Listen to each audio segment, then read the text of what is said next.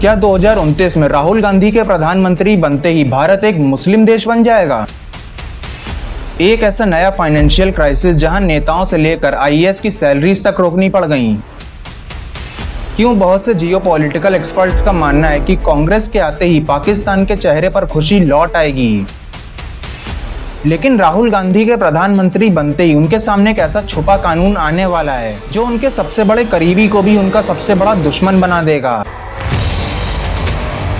साल 2029 एक ऐसी तस्वीर जो भारत के भविष्य को पूरी तरह से बदल सकती है। एक तरफ वो जनता है जो मानती है कि राहुल गांधी का प्रधानमंत्री बनना देश के लोकतंत्र की सबसे बड़ी जीत है, लेकिन दूसरी तरफ एक बड़ा हिस्सा ऐसा भी है जो ये भविष्य सोचने से भी डरता है। लोग बोलते हैं कि अगर कांग्रेस इलेक्शन जीत गई तो भारत एक मुस्लिम देश बन जाएगा। कांग्रेस है तो मुसलमान है, कांग्रेस है तो आपकी इज्जत है। सनातन खतरे में आ जाएगा और देश के अंदर अपीसमेंट पॉलिटिक्स ऐसे लेवल पर चली जाएगी जहां से लौटना नामुमकिन होगा। और जो लोग अपने आप को हिंदू कहते हैं वो 24 घंटा हिंसा हिंसा हिंसा, नफरत नफरत नफरत। लेकिन क्या ये सिर्फ एक चुनावी भाषण है या फिर इस डर के पीछे कोई बहुत गहरी सच्चाई छुपी है? क्यों बहुत से जियोपॉलिटिकल एक्सपर्ट्स का मानना है कि कांग्रेस के आते ही पाकिस्तान के चेहरे पर खुशी लौट आएगी? और क्या देश के अंदर का सोशल फैब्रिक पूरी तरह से बिखर जाएगा? आज की इस वीडियो में हम 3 बड़े सवालों पर बात करेंगे। पहला, क्या राहुल गांधी के आने से मोदी एरा के इंफ्रास्ट्रक्चर डेवलपमेंट का एंड हो जाएगा? दूसरा, क्या ब्लाइंड फ्रीबीज के चलते हमारी इकोनॉमी और स्टॉक मार्केट पूरी तरह से क्रैश हो जाएगी? और तीसरा और सबसे बड़ा सवाल, क्या बॉर्डर पर पाकिस्तान और चाइना हमारी कमजोरी का फायदा उठाकर हम पर हावी हो जाएंगे?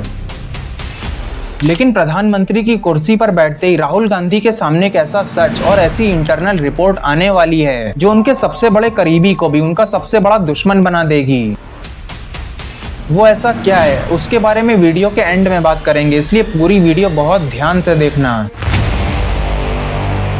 अगर 2029 में राहुल गांधी पीएम बनते हैं तो ये किसी सिंगल पार्टी की सरकार नहीं होगी, ये होगी एक खिचड़ी गठबंधन सरकार, यानी एक ऐसी अलायंस जहां पर हर रीजनल लीडर पीएम की कुर्सी को कंट्रोल करना चाहेगा। इतिहास इस बात का गवाह है कि जब जब देश में मिली जुली सरकार आई है तब तब देश में फैसले लेने की रफ्तार कम हो गई है। ममता बनर्जी, अखिलेश यादव और तेजस्वी यादव जैसे नेता जो आज एक साथ खड़े हैं, क्या वो राहुल गांधी के हर फैसले का साथ देंगे? बिल्कुल भी नहीं। उसके बारे में मैं यहाँ कमेंट नहीं करना चाहता हूँ, बट हमारा ममता जी के साथ मेरा पर्सनल और पार्टी का बहुत अच्छा रिश्ता है।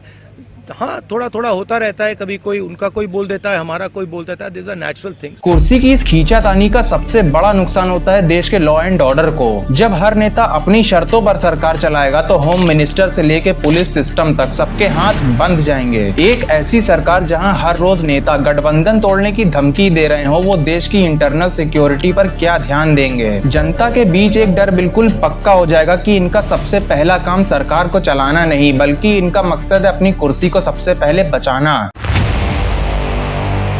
अब आते हैं सबसे बड़े और सबसे जरूरी पॉइंट पर, वो है भारत की इकोनॉमी। राहुल गांधी का पूरा चुनावी मॉडल सिर्फ एक ही चीज पर टिका है, वो है खटाखट स्कीम्स और ब्लाइंड फ्रीबीज।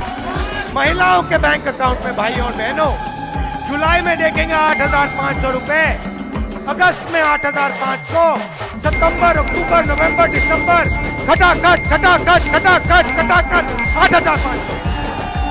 50,000 नहीं, 70,000 नहीं, 90,000 नहीं, 1,00,000 रुपया साल का अंदर जाएगा। लेकिन क्या आपको पता है कि इस हवा में बांटने वाले पैसे का असली नुकसान देश के टैक्स पेयर को भुगतना पड़ता है? चलो रियल डेटा से समझते हैं। पहला एग्जांपल देखो कर्नाटक का। वहां पर जब कांग्रेस की सरकार आई तो वहां पे उन्होंने फ्रीबीज को लागू कर दिया। सीएजी की रिपोर्ट ने ये साफ साफ दिखाया है कि स्टेट का फिजिकल डेफिसिट खतरनाक तरीके से बढ़ रहा है। हालात ये हो गए कि वहाँ के deputy CM DK Shivakumar को खुद ऑन कैमरा आकर ये बयान देना पड़ा कि उनके पास नए डेवलपमेंट प्रोग्राम्स के लिए फंड ही नहीं बचे हैं, सारा पैसा गारंटीज में जा रहा है। ಫೈನಾನ್ಷಿಯಲ್ ಕನ್ಸ್ಟ್ರೇಂಟ್ಸ್ ಆಗಿದೆ, ನಮಗೂ ಗೊತ್ತಿದೆ, ನಾವು ಈ ಸ್ಕೀಮ್ ಇಂಪ್ಲಿಮೆಂಟ್ ಮಾಡ್ತೀವಿ, ಅದಕ್ಕೆ ಎಲ್ಲರೂ ಪಾಪ ಬಹಳ ಆಸೆರಿದ್ದಾರೆ।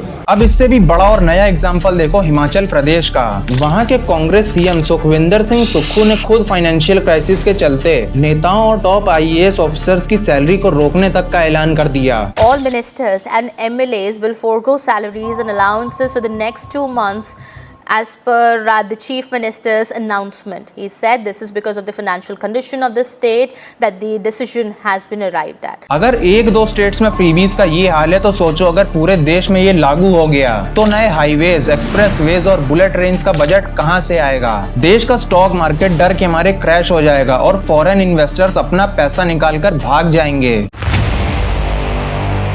तीसरी और सबसे बड़ी चिंता भारत की नेशनल सिक्योरिटी। जब भी कांग्रेस की सरकार की बात आती है तो राइट विंग और डिफेंस एक्सपर्ट्स के दिमाग में अपीसमेंट पॉलिटिक्स का एक डर बैठ जाता है। इस बार जो आएगी सरकार आए, कांग्रेस आए, हमारे दिल की यही है।